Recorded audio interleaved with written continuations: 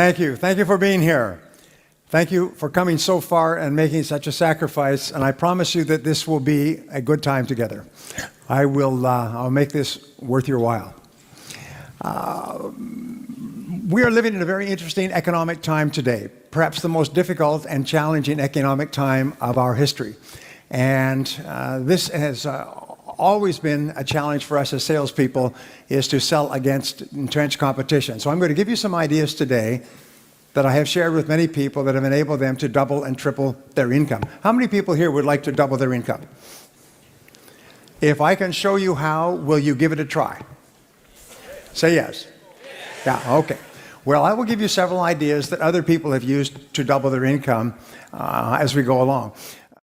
In your life, you must always predict growth. You must always predict that things are going to grow.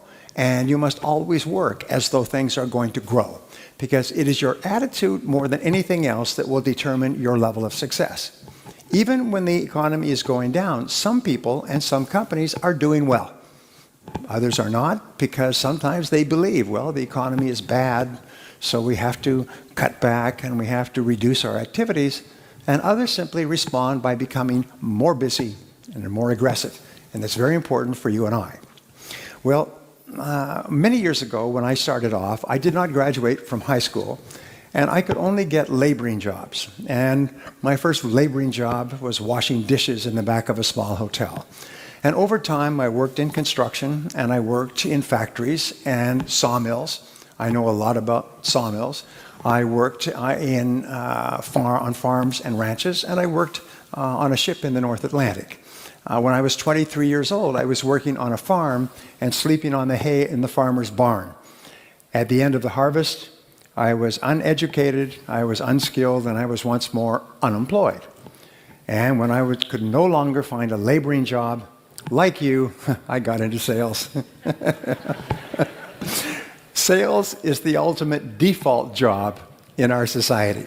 Nobody goes forward into sales as we fall back into sales when nothing else is working. It's like driving a car and backing up and hitting something. Whoomp! You get out to see what it is, and it's a sales job.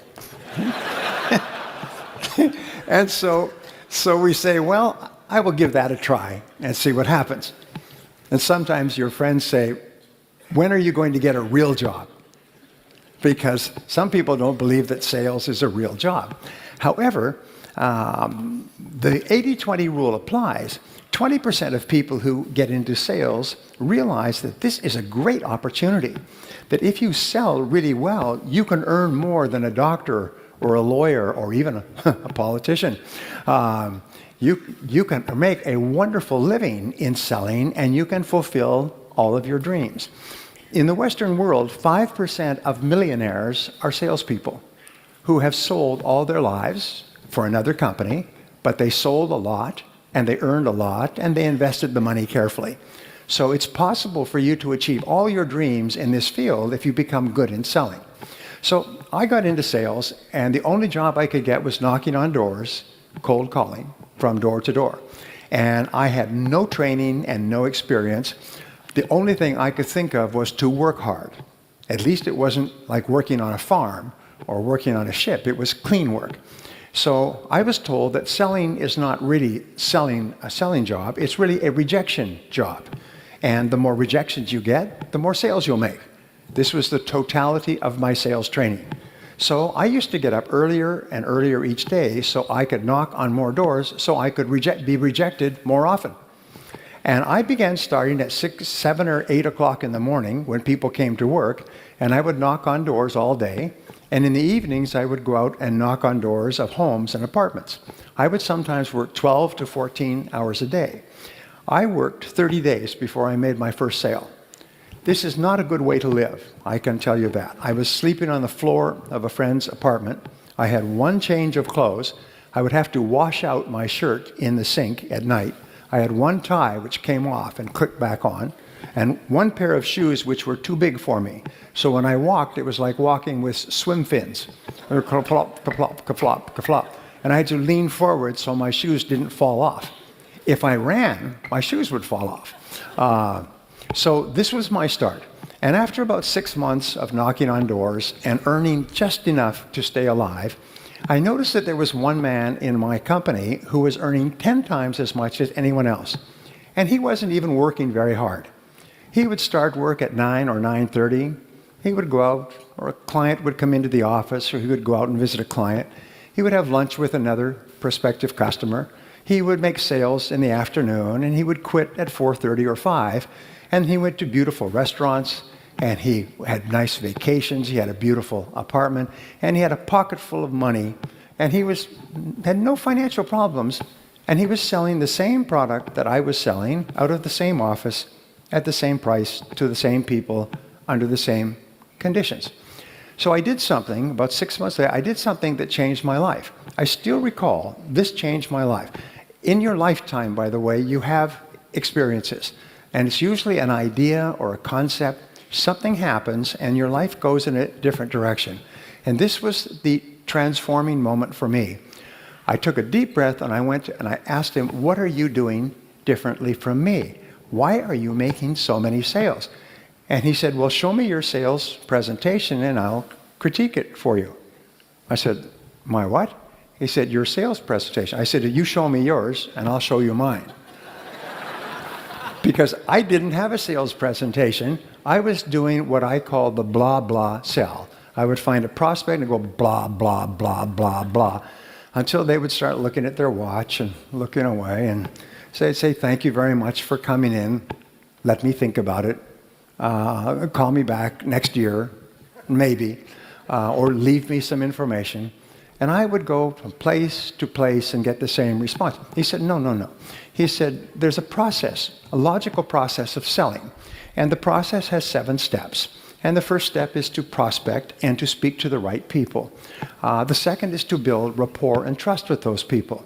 The third is to ask them questions and identify their needs accurately. The fourth step is to make a presentation and show them your product. The fifth step is to answer their objections. The sixth step is to close the sale. And the seventh step is to get resales and referrals. Now, he probably didn't tell me all that, but what he did give me was a very simple presentation. And instead of going out and talking, I went out and asked questions, and my sales went up. And I remember people treated me differently when I asked them questions as opposed to talking. And so I began to ask more and better questions. Then I began to read on sales, and I read everything I could find. And then I would listen to audio programs, and then I would actually started going to sales seminars. And I did 2 things which really had a profound effect on my career.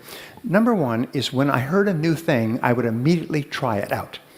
I noticed that many other people heard the same things, but they took no action.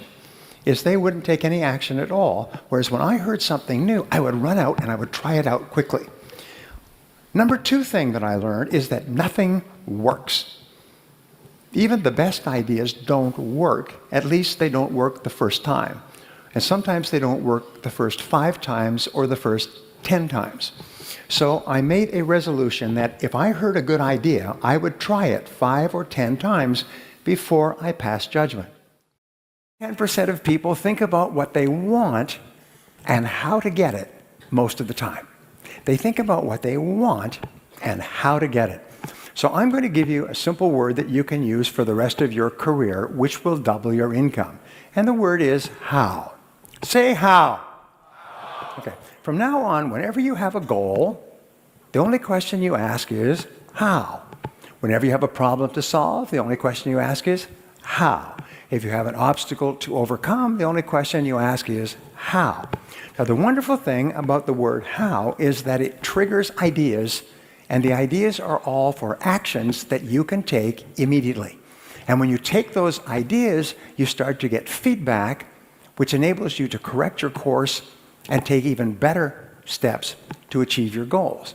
So the average person, when they have a problem, complains and blames other people about the problem. Top people, when they have a problem or goal, they simply say, how can I achieve this goal? And they try this, and they try that, and they try something else, but it never occurs to them that they will not eventually be successful. So they think about what they want and how to get it most of the time. But what we found is people in the top 10% in every field think in terms of their hourly rate. How much I earn each hour. Now, this change in thinking changes your entire life. I know because I've taught this principle to thousands of people who literally transformed their lives and their incomes almost overnight. If you think in terms of how much you earn in a week or a month, well, then you have a natural tendency to waste time during the day. Monday is a slow day. You're recovering from the weekend. Tuesday, you start to work. Wednesday, the week is almost over. Thursday, you start to slow down. And now it's Friday. Who gets anything done on Friday? We'll do it on Monday. And so people's ability to produce drops. And since 80% of the population thinks like this, if you're not careful, you'll find you are surrounded by people who waste time. The biggest time wasters in the world are other people who want to waste your time. And the way that they waste your time is by talking. Talk. No work, just talk. Or play on the computer, or phone home, check the movies, go shopping, drink coffee, start late, leave early, long lunch hours. How am I doing so far? Does it make you uncomfortable? Say yes. Because it starts to become a habit. Remember, human beings are always trying to do what is pleasurable and what is comfortable. And over time, they do more and more pleasurable things, which are talking to your friends and having coffee and going for lunch. And soon, the average person is not working at all. So, when you start thinking in terms of your hourly rate, it transforms your life. And what we have found, and we talked about this morning, is that in terms of your hourly rate, there are only 3 things that you do that account for 90% of your income. In every field, it's always the same. There's only 3 things. When you think of your hourly rate, you have to think of what we call the law of 3. What are the 3 things that you do that pay you the highest hourly rate, that pay you the highest potential income? Well, Columbia University did a study some years ago, and they found that the average salesperson works only 90 minutes a day. The average salesperson spends all of their time warming up and resting, and warming up. The average salesperson makes about 2 calls a day, 1 in the morning, 1 in the afternoon. And in between, they're getting ready, and they're making excuses, and they're drinking coffee, and they're reading the paper, and they're checking their email, reading spam, and so on. But they only work 90 minutes a day. And they did that first study in 1928. They've upgraded the study year after year. The latest one was about 2008. Average salesperson still works 90 minutes a day. And so all sales incomes are diluted down to 90 minutes a day. So we find that there's only 3 things that you do that pay you your desired hourly rate. And they are prospecting, presenting, and closing the sale. Finding new people to talk to, talking to those new people, and getting them to take action. I was working for a large company at the beginning of this recession. And they said, we're bringing you into our annual convention to talk to our 350 salespeople, national company. And I asked them a lot of questions, which I do. And one of the questions was, what are your feelings about business for the coming year? They say, our business will be down by about 30% this year because of the recession. I said, well, why don't you set a goal to increase your business by 30%? They said, no, that's not possible. Don't you read the newspapers? We are in advertising. Business is down, and business is going to be slow, and we're adjusting to that. I said, well, you know your salespeople only work 90 minutes a day. Why don't you just get them to work 3 hours a day, and you can increase your sales rather than decrease your sales? And he said, no, that's not true. Our salespeople are professionals. They have an average of 11 years of experience. These people have been in the business for a long time. He said, they couldn't possibly be working 90 minutes a day. They work all day long. I said, no, they only work 90 minutes a day. So this is not a good way to start a business relationship. So he said, I've never heard that number. I said, well, unfortunately, it's true. I said, I have a suggestion for you. At this seminar, why don't we hand out stopwatches to all the salespeople, and I'll explain this principle, and then we'll track their workday. So at the seminar, I introduced them to a stopwatch. It costs maybe 5 or 10 euros, and got them to agree that for the next month, every salesperson, when they went in to see a prospect, they would click on the stopwatch, and when they went out, they'd click it off, and they'd just keep clicking it, and it would keep adding up. At the end of a day, they could see how many minutes they'd spent with customers. And at the end of a week, they could see how many minutes. And they said, great. So the seminar was very successful. And I also said one other thing to this group. I said, you know that 80 or 90% of your prospective customers have never heard of you. They do not know that you exist. They do not know that your product or service can help them. They have no idea. So you can never approach your entire prospect market.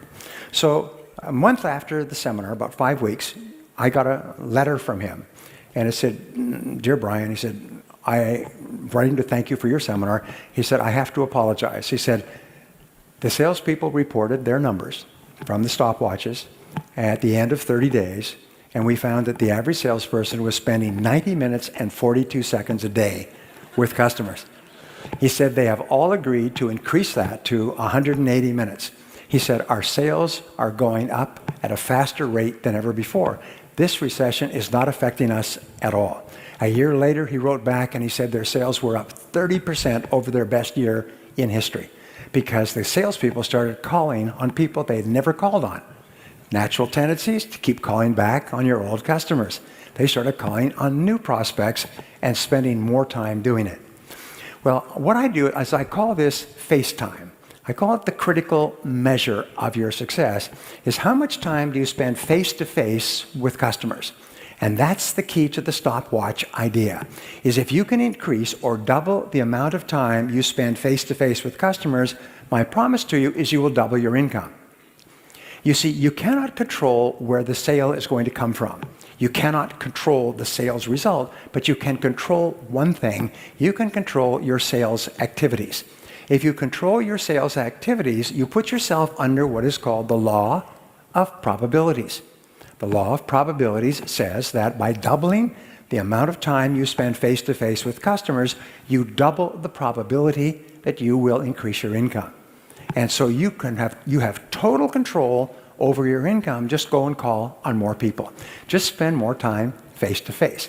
If somebody calls you in the office, they should never be able to find you in the office. Do you know why? Because there's no customers in the office. The customers are outside the office. I have a good friend. His name is Frank Passetta. And Frank Passetta started off as a junior salesman with Xerox many years ago. And he was a very good salesman, and he wanted to be a manager. And so he applied to be a manager. And they said, no, we have no positions available for sales management. He said, I will take any position at all because I want to teach my ideas to salespeople. And so finally they said, an opportunity has opened up in the Cleveland office, Cleveland, Ohio. It's the worst performing office of Xerox in the world. Of 2,000 offices, it is the lowest performing office in a major city.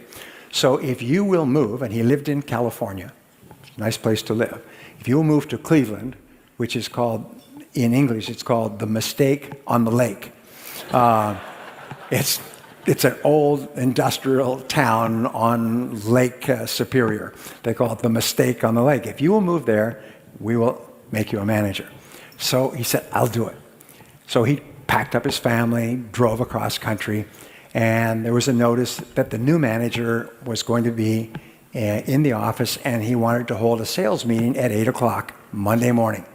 So 8 o'clock Monday morning, he's there waiting, and one or two salespeople of 32 altogether came into the office, and then one or two more, and they're smoking cigarettes and drinking coffee. And by 8:30, the sales team was there, and they've destroyed every sales manager they've ever had, and this was just what we call raw meat, because they were going to destroy him as well. So he said, ladies and gentlemen, he said, thank you for being here. I am your new sales manager, and I want to ask you a question. What is it that you don't see in this office? And so they looked around, maybe he'd taken a painting off the wall or something. They said, we'd give up. He said, you don't see any customers. And you are salespeople, and your job is to be with customers. You have leads. Now, go out and see customers. This sales meeting is over. Everyone out. out, out. And he herded them out like cattle, herded them out the door. I know because a friend of mine who was in this office at that time told me that this story is perfectly true, and he wrote about it in his book. So they were all out, and they went out to the hallway, and they said, what do we do now? They're not used to spending much time with customers, so they said, well, let's go across the street and have some more coffee. And some of them said, well, I think since I'm already out, I'll go and call on customers. So the next day, they came back, and he had announced there would be a sales meeting every morning at 8 o'clock. The next morning, they came back. This time, they were a little bit more punctual. And they came in, and all the desks and chairs were gone. He'd had a moving company come the night before and move them all away. And so they were standing up. And he said, now, you notice there's no desks or chairs. Yeah, so we're going to have our sales meetings standing up. Over here, there's 3 offices which have locks on them with desks and chairs. So if any of you bring a customer in to talk to, you can sit in one of these offices. But since you won't be spending any time in the office anymore, you won't need a place to sit. And this sales meeting is now over, so out, go and call on customer. Well, this was his strategy. In the next 30 days, of the 32 salespeople, 12 quit. They told him that he should go and multiply by himself. I don't know if we have that expression in Finnish. Some of you didn't get that, but some of you did. All right. And the others, though, started to make more sales. And since they're highly commissioned, they started to make more and more sales, and they started to get really motivated by making sales. And then he began to have a sales training lesson every morning, and talk to people and work with people and go out with people and come back in with people, and the sales went up. Within a year, within 1 year, it was in the top 500 offices in Xerox. Within 2 years, it was the #1 office in Xerox. The salespeople in that office were earning more per person than any other office in Xerox worldwide. People who worked with him, who I have met, still talk about those being the great days. And the only strategy was forcing salespeople to go out and spend more time face-to-face with customers. And you can do that yourself. You can be your own sales manager and use the one infallible, totally controllable strategy in the world: spend more face time.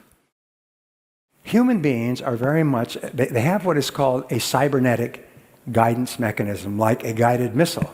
A guided missile is fired at the target, and even if the target moves, the missile takes feedback and adjusts its course and hits the target. You have a cybernetic mechanism where you are learning. You are a learning machine. The more activities you engage in, the faster you learn. And pretty soon you become so smart that you can hit the target almost every time.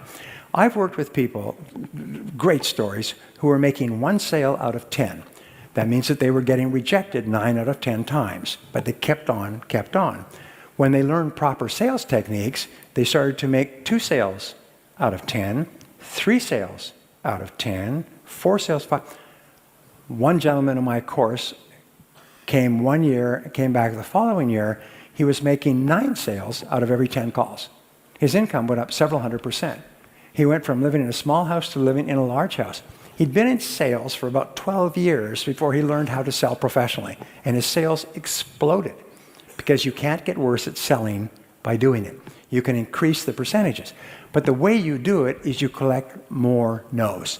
So your job now is to see how many no's you can collect each day. Just be polite, be friendly, be charming, as you already are, I'm sure, and just collect no's all the time. The more no's you get, the more successful you'll be. I taught this to a company recently, and they were using telemarketers. And they would start at about 8:30 in the morning, telemarketing, but the telemarketers would get burned out. Most telemarketing shifts are only 3 or 4 hours, because telemarketers get burned out psychologically from all the rejection they get. So they put in a little contest. They had a gift certificate for lunch, and whoever got 10 no's first in the morning, after they started, would get a free lunch paid for by the company.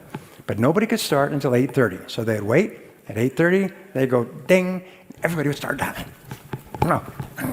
And they would start dialing and get as many no's as they can. And finally, one person would get 10 no's. Usually took 20 or 30 minutes, and he'd ring a bell, ding, contest over, he would win this prize. And then somebody else would come back and say, well, I would have won, but somebody wanted to buy. And it took up all my time. And after that, they would laugh all day long, and they would start to work whole 8-hour shifts. All their incomes tripled, quadrupled, because the no motivated them. When they heard the word no, they would laugh. And it's one of the most important studies that I've seen. I want to pass this on to you because it's a guarantee to double your income or more. What they found is they studied people who, over the course of their careers, had moved up to the top and become the presidents of major businesses, the biggest businesses in the world. And they asked, why are these people so successful when they started off with many thousands of people? About 1.5% of the population graduates from university and starts in the workforce each year. So at the beginning of each year, they line up like a marathon. And everybody's starting work for the first time, and then the race is on. And then over the years, some people get way ahead in the financial race. The majority stay in the middle, and a lot of people fall behind. So they went back and they studied the life career of these people to find out how these people got to the top. By the way, one of the most important things we do in life is study successful people and find out how they got there so we can follow their tracks. Well, here's what they found in 25 years of research at the University of Florida, and they boiled it down to a single concept called deliberate practice, which means not accidental or occasional, but deliberate, focused practice of a skill. They found that these people had this one quality, just one, is what they would do is at each stage of their career, they would ask, what one skill will help me the most to move ahead now at this stage of my career? If they were working for a large company, they would go to their boss, or they would ask their coworkers, or they would just think themselves. They would look at the top people and say, what are the top people really good at? And then they would pick one skill like a sniper. They'd pick one skill, not a lot of skills, just one, the one that would help them the most. And they would write it down as a goal, and they would make a plan, and then they would work on developing that skill. And they would work every day on that skill until they had mastered the skill. How would they know when they had mastered the skill? People would start to say, you're very good at that. You are very good at negotiating. You are very good at getting appointments. You are very good at closing sales. People would start to compliment them on how good they were. And at that point, they said, okay, now I own this skill. Now, which one skill will help me the most? So I'm going to give you just a quick exercise. This exercise is life-changing if you take it. Ask yourself this question. If you could wave a magic wand, it's my magic wand, and overnight you could become absolutely excellent at any one skill in your business or your life, what one skill would help you the most to double your income? If you could become absolutely excellent overnight, what one skill would help you the most to double your income? Please write it down. What's the one skill? Write it down. So position yourself in your mind as a helper. You're there to help them, not to sell anything. That takes the pressure off of you, and it takes the pressure off of them.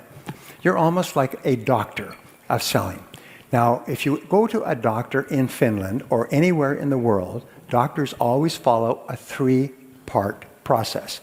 If a doctor does not do this, it means that the doctor is not a good doctor. The first part of the process is what? When you go to a doctor, what's the first thing they do? They do an examination. You can imagine going to a doctor and you say, hello, doctor, I've got stomach pains. And the doctor says, okay, let's do some surgery. Or, okay, here's a prescription. Take these pills. You say, well, you can't do that. You have to examine me first. You have to find out what my need or my problem is before you make a recommendation. What is the second thing that a doctor does? Second step in the process. It's a diagnosis. And the diagnosis is where you take what the patient has told you and the results of the test and you say, this is our problem. I remember I had a medical problem a few months ago, and I went to 2 or 3 specialists, and I went finally to another specialist, and finally to another specialist, and they sent me for a test, and the test told me exactly what the problem was. It took about 2 months. But the first process is diagnosis. And once they had the diagnosis, very simple to deal with it. Sort of. Anyway, the first part is the examination. The second part is the diagnosis. And then if the diagnosis is satisfactory and the patient agrees, then what is the third part? I see my coming here was an emergency. The third part is the prescription, the course of treatment. In a sales conversation, the last thing that comes up is the prescription, the course of treatment, the recommendation to purchase the product or service. Selling out of sequence kills the sale. If a doctor said, get up here on the table and let's operate, you'd say, I'm getting out of here. Let me think it over. I'll get back to you. I will get back to you at another time. You would flee if the doctor tried to give you a prescription or a course of treatment without doing an accurate examination and diagnosis. So from now on, see yourselves as doctors of selling. Stage number 2 in selling, and it's part of stage number 1, is to establish rapport and trust, credibility. And you establish rapport and trust by focusing on the relationship rather than on the sale. The very best salespeople are the ones who form the very best relationships with their customers. They make it clear to their customers that they like them and they care about them, and they ask them questions. At the Harvard Business School, they came to this conclusion a few years ago that in the 21st century, all selling would be relationship selling. All success in business will be based on relationships. Your very best customers, I can tell you, are the people that you like and the ones who like you. 85% of your recommendations and referrals will come from people who like you and people who feel good about you. So focus on the relationship and the sale will take care of itself. If you aim at the sale or you think too much about the sale, what will happen is you will have neither the relationship nor the sale. So how do you build a high-quality relationship with other people? Well, here's the rule. The rule is that listening builds trust. Customers want a relationship before anything else, and listening builds trust. So how do you get a chance to listen? The key to making sales is to ask questions. And the very best salespeople are simply those who ask really good questions. Now, the second part of listening is to pause before replying. Is when the person stops talking, pause. Allow silence in the room. You see, we say that selling takes place with the words, but buying takes place in the silence. If the customer does not have enough time to process, then what happens is they don't have enough time to buy. So when they finish speaking, pause and let them think, and maybe they'll want to continue, or maybe they're finished talking. But when you pause, you tell the person that what you said is very important, and I'm thinking about it before I respond. If a person says 1, 2, 3, and you say 4, 5, 6, A, B, C, D, yeah. If you respond immediately after a person has finished speaking, what are you actually saying? Is I don't care about anything you said. I was just waiting for a chance for me to speak. But when you pause, you tell the person that you really care about what they're saying. Step number 3 in listening is to feed it back in your own words, is to question for clarification. Never assume that you know what the customer really means. The most powerful words in sales in every language are the words, how do you mean? Or how do you mean exactly? I'm doing this, or I'm doing that, or I want this, or I want that. Well, how do you mean exactly? It costs too much, or I can't afford it. How do you mean? Whenever you ask the question, how do you mean, the customer will expand and give you more information. And then you can say, well, how do you mean exactly? Every time you ask the question, the customer will tell you more information. They'll express themselves. They'll give you more information that you need to make a sale. And each time you ask a question, you get a chance to listen, and listening builds trust. The fourth key is to feed it back in your own words. Is don't just jump in with an answer. Say, well, let me be sure I understand what you're saying. This is what you're doing now, and this is what you're trying to do in the future, and this is your concern or your question. Is that right? And they'll say, yes, and this is proof that you were really listening. And people are immensely flattered when you can feed it back in your own words. So those are the 4 keys. Listen intently, pause before replying, question for clarification, and then feed it back in your own words before you speak. So I'll give you a technique, by the way. This will double your income. This technique is so powerful. It's been found that the top 10% of salespeople in 32 industries use this technique.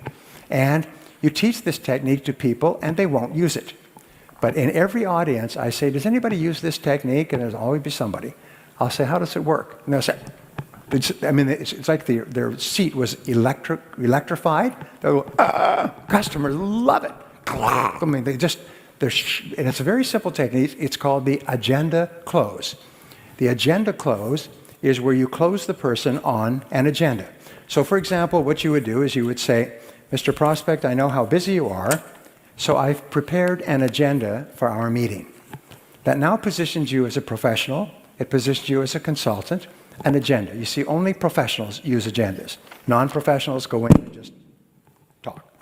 So what you do is, I've prepared an agenda for our meeting, and you take a piece of your stationery, this is Nordic Business Forum, and you write agenda for meeting with the person's name, correctly spelled, very important, and the time and date.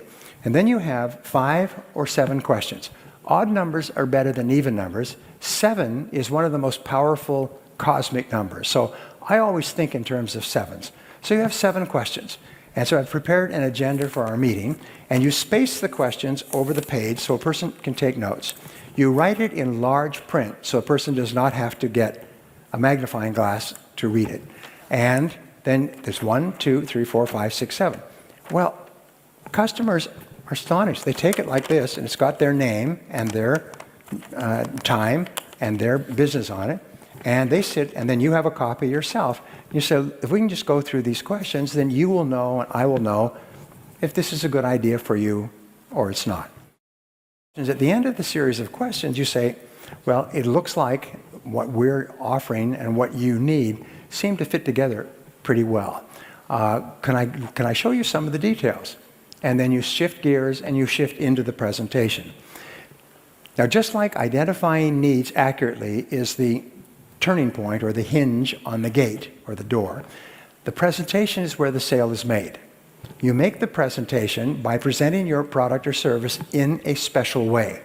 And this is worth $1 million to you over the course of your career. This one piece of advice is, people don't care what your product is. They don't care about you. They don't care about your company. They don't care about the background of your company, and they don't even care what the product is. People don't care. The only thing they care about is what this product or service does for me. You know, if you have a little child, the child says, me, mine, me. All customers care. They're just children with better excuses. All they think about is me. What do I get? What's in it for me? And what they want is, they want a change in their life. They want an improvement in their life, a result, a benefit, or highest of all is a transformation. They want to be transformed. There is an ABC theory of motivation that applies to selling. And A in English stands for antecedents, or what happens in the past. B stands for behavior, and C stands for consequences, what happens as a result of buying. Here's the rule. 15% of buying behavior is determined by the past. 85% of buying behavior is determined by the anticipated future. What is going to happen as a result of me buying? So, as we say, if you are selling a tour to the Canary Islands, spend 90% of your time talking about the destination and only 10% talking about the plane that you fly to the Canary Islands in. Most salespeople spend 90% of their time talking about the plane and only 10% of the time talking about the destination. Imagine if you went to a travel agent and you said, I want to take a vacation to the Canary Islands. And they said, well, let me show you how this plane works. And they take out a diagram of the airplane you're going to fly on and how you walk up the rampway and where you sit and the food they serve and the movie.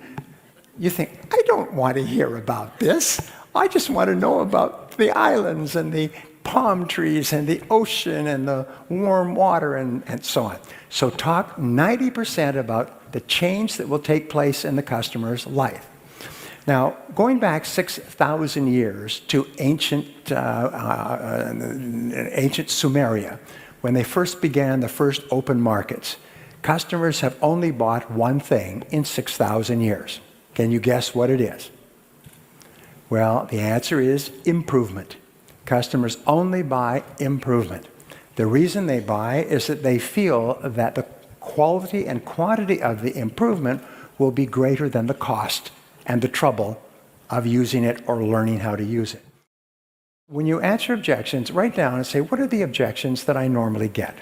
What we find is that no matter what you sell, there's never more than 6 objections. And we call this the law of 6. And sometimes there will be several price objections, several utilization or quality objections, or several aesthetic or color objections. But your objections will categorize into roughly 6 groups. And then what you do is you just develop a powerful answer for each objection.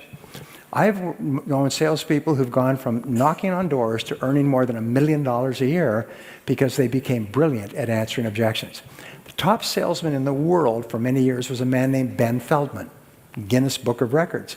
And he answered objections so beautifully that he would give courses and people would sit on the floor like children around a campfire. And he would say that when the prospect says this, here's the answer. People went out and made millions of dollars in sales because they learned how to answer objections the way Ben Feldman did. So think of every objection you get and say, what's the very best answer for this objection? And so when the customer brings it up, you say, oh, that is a good question. And you answer it with your pre-prepared answer, and the objection just disappears, like cigarette smoke. If you're getting objections, we say there's nothing wrong with losing a sale because you could not answer an objection. But it is unforgivable to lose a sale twice because you still have not found an answer. If you don't know how to answer a particular objection, whether it's price or quality or something else, ask other people. What do you say when the customer says this? In your office, someone has come up with the right answer. Call the top salesperson in your industry, even in another company, and say, what do you say when the customer says this? And if there's an answer, they'll say, this is what we say. But you must find out the answers. Part number 6 is closing the sale. And closing the sale is simply, I'll give you the simplest of all closing techniques. It increases people's sales by 5 or 10 times, and it's called the invitational close. The invitational close says that when you have made your presentation, you ask the customer this question: how do you like this so far? If the customer says, well, it looks quite good, you say then, why don't you give it a try? Why don't you give it a try? When you ask a customer the invitational close, most powerful closing technique ever discovered, why don't you give it a try? The customer can only say, well, sure, I'll give it a try. Or they can say, well, no. In which case you ask, why not? Why not? Now, a second closing technique is called the reverse close. And when a prospect says, why don't you give it a try? And the prospect gives you an answer, you say, if we could take care of that for you, to your complete satisfaction, would you give it a try? So you say, if we could, would you? If we could satisfy you on that, would you take it? The prospect says, yes, if you could satisfy me. You say, then what would it take to satisfy you on that point? The most important word in life for success, the most important word in sales is the word ask. Ask politely, ask confidently, ask warmly, ask charmingly, but ask for what you want. Ask the customer to take it today. Ask the customer, invite them to buy. Ask them why they're hesitating. But don't be afraid to ask. Remember, before you ask, the answer is probably no. If after you ask, the answer is still no, you've lost 10 seconds out of your life. So don't be afraid to ask. And the more you ask politely, ask confidently, ask courteously. The more you ask, the more confident you'll become, and the more sales you'll make. The last point has to do with getting resales and referrals. And resales and referrals are really the key to your future. And the way that you get resales and referrals is you ask for resales and referrals. Do you know anyone else who might be interested in this product or service? And always ask your happy customers if they'll give you the names of additional people. As I say, the most important key to success in selling is to ask. So let me wrap up with just saying this. IBM did a study when they got into trouble in the 90s, and they paid $3 million for a major accounting firm to come in, or major consulting firm to come in and study their company nationwide. And the accounting firm came back and said, "We have found the reason for your problem." And they said, "Well, what is it?" They said, "Low sales." They said, "Yes, we know that. What's the solution?" They said, "High sales." And they said, "Well, thank you very much, but this company, it's called McKinsey & Company, but one of the best management consulting companies in the world, they always have an answer, and the answer always works." They said, "The answer is to get more of your people out into the field, face-to-face with your customers." So IBM had 400,000 staff. They took 100,000 engineers, they put them through a crash course in selling, and they put them out on the street calling on those 80% of customers that nobody had ever called on. And IBM in 1 year turned around like a great ship in the ocean and became one of the most successful businesses in the world. So the last piece of advice I can give you is to get out there, spend more time face-to-face with more customers, and don't be afraid of the word no. Thank you very much.